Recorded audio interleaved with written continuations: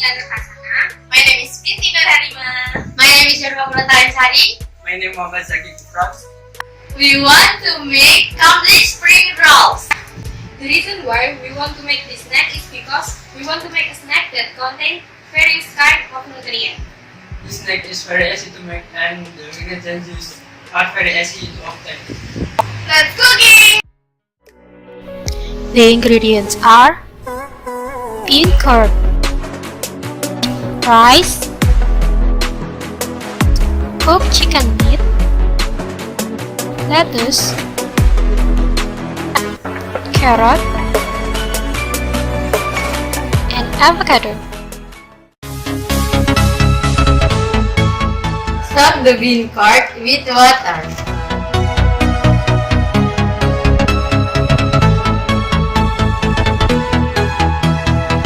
And cut carrot lengthwise.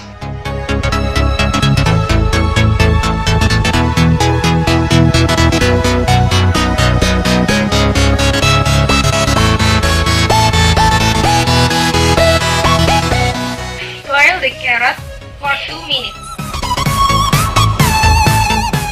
Cut the lettuce.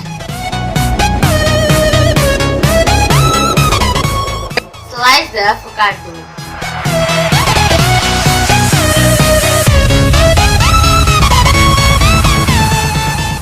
And chicken lengthwise.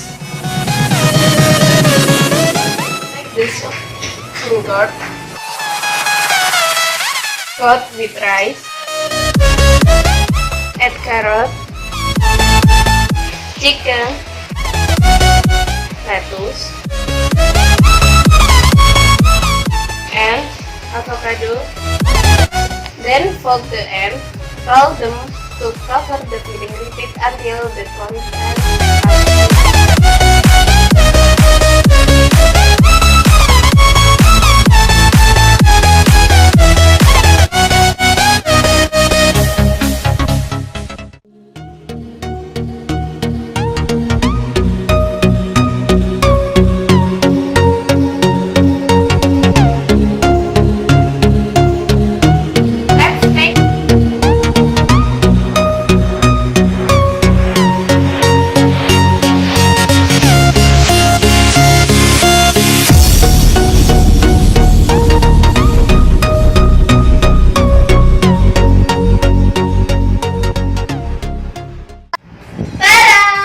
This is our complete spring rolls with peanut sauce.